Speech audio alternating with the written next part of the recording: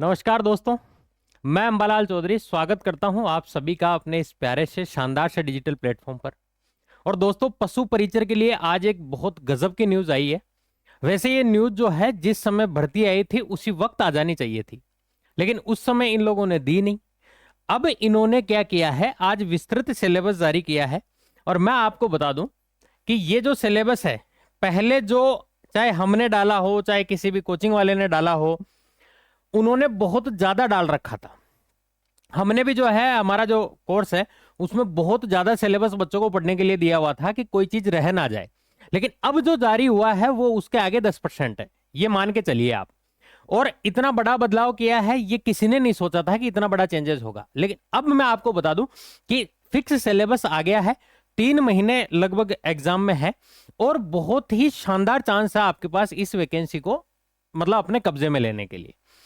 तो अब हम इस विस्तृत सिलेबस के बारे में चर्चा करेंगे, थोड़ी सी जानकारी लेंगे कि इसको जल्दी क्या क्या चीजें ऐसी है जिनमें से 100% क्वेश्चन आना है। अब तो बहुत ही छोटा कर दिया, किस पार्ट से कितना क्वेश्चन आएगा ये भी हटा दिया।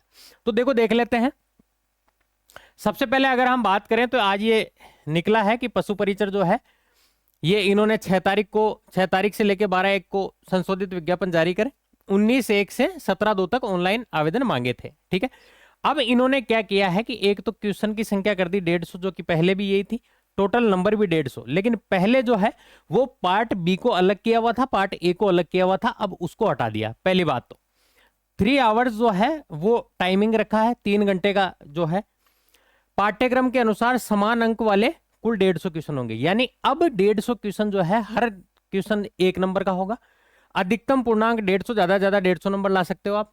प्रत्येक सही उत्तर के लिए 1 नंबर, प्रत्येक गलत उत्तर के लिए जो है वो 1/4 नेगेटिव मार्किंग है। 1/4 का मतलब है अगर आपने 4 क्वेश्चन सही किए, माफ कीजिए 4 क्वेश्चन अगर आपने गलत कर दिए तो एक सही क्वेश्चन जो है वो आपका काट लिया जाएगा। ठीक है, परीक्षा में कम से कम 40% लाना जरूरी है। वैसे तो देखो 40% मिनिमम पासिंग मार्क्स है, लेकिन अगर आपको सिलेक्शन लेना है तो फिर आपको थोड़ा अच्छे लेवल तक जाना पड़ेगा। परीक्षा का मानक स्तर जो है वो सेकेंडरी यानी 10th लेवल का होगा। अब देखो, सबसे पहले अगर हम बात करें भूगोल की, तो भूगोल में इन्होंने दिया है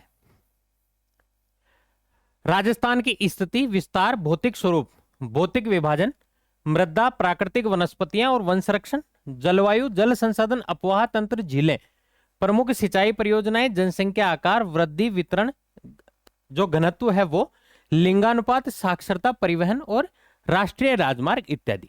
बस इत्यादि करके छोड़ दिया, यानी एक आधा कोई और हो गुंजाइश तो ले सकते, बाकी तो नहीं लेगा ये। ठीक है, तो एक तो ये सबसे पहला पार्ट जो हुआ हमारा वो हो गया ज्योग्राफी। सेकंड जो पार्ट है, ये तो पहला पार्ट हो गया। सेकंड जो पार्ट है वो है आपका हिस्ट्री, आर्ट एंड कल्चर। ठीक है, थर्ड पार्ट जो है वो इसने लिया है साइंस। फोर्थ पार्ट जो है वो लिया है करंट। ठीक है, फिफ्थ पार्ट जो है वो है आपका मैथ का, और लास्ट पार्ट जो है वो हम ले सकते, जो इसने लिया है वो है आपका जो एनिमल हस्बेंड्री से संबंधित है। ठीक है, ये कुल मिला के इसने 6 पार्ट किए हैं इसमें। और अब राजस्थान की जो हिस्ट्री है उसमें ऐतिहासिक घटनाएं, स्वतंत्रता आंदोलन, एकीकरण, महत्वपूर्ण व्यक्तित्व, भाषा, साहित्य, संस्कृति, सामाजिक ज्ञान, वेशभूषा, वाद्य तंत्र, लोक देवता, देवियां, बोलियां, मेले, त्योहार, आभूषण, लोक कलाएं, वास्तुकला, मतलब हर चीज जो है वो एकदम स्पष्ट कर दी कि इन्हीं में से आपको क्वेश्चन पूछा जाएगा। ठीक है, साइंस की अगर हम बात करें तो साइंस में 6 टॉपिक मोटे तौर पर रखे हैं, जिसमें एक भौतिक और रासायनिक परिवर्तन है, धातु, अधातु और इनके यौगिक हैं, प्रकाश का परावर्तन और नियम है, आनुवांशिकी से संबंधित सामान्य शब्दावली है, मानव शरीर है, संरचना, अंग तंत्र है, प्रमुख मानव रोग है, कारक और निदान है, अपशिष्ट प्रबंधन है। ठीक है, ये जो पार्ट है ये आपका साइंस का है। अब देखो, एक जो सबसे इंपॉर्टेंट बात है करंट अफेयर्स की। करंट अफेयर्स पिछले 6 से 8 महीने की आपको पढ़नी होती है। ठीक है, और इसमें खेल, राजनीति, अर्थव्यवस्था, सामाजिक, भौगोलिक, सांस्कृतिक परिस्थिति संबंधी, तकनीकी क्षेत्र से संबंधित मुद्दे, राज्य और राष्ट्रीय मुद्दे। ठीक है, यानी कि राष्ट्रीय मुद्दे इंडिया लेवल तक की करंट आपसे पूछी जाएगी, प्रसिद्ध व्यक्तित्व, राज्य राष्ट्रीय कार्यक्रम और नीतियां। यानी कि इसमें आपके जो करंट आएगी वो राजस्थान प्लस इंडिया, ठीक है, दोनों की आएगी। तो ये बात आप ध्यान रखना। राजस्थान जो है वो आप क्रोनोलॉजी पढ़ लेना, क्रोनोलॉजी से बेहतर जो है वो कुछ भी नहीं है राजस्थान में, ये आप मान के चलिएगा। अगर हम मैथ की बात करें, मैथ की बात करें तो केवल 7 टॉपिक रखे हैं। एक तो एचसीएम, एचसीएम, एलसीएम रखा है, एलसीएम रखा है, इसके अलावा आपका एवरेज रखा है, प्रॉफिट एंड लॉस रखा है, percentage, simple interest, compound interest और रेशो एंड प्रोपोर्शन। बस ये वैसे ऐसे टॉपिक हैं जिनमें से हमेशा सवाल जो है वो पूछा जाता है, ठीक है। ये टॉपिक्स हो गए।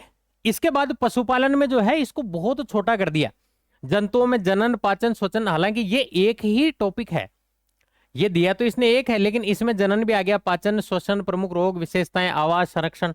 एक तरीके से देखा जाए तो 1 2 3 4 5 6 7 चीजें इसमें आ गई।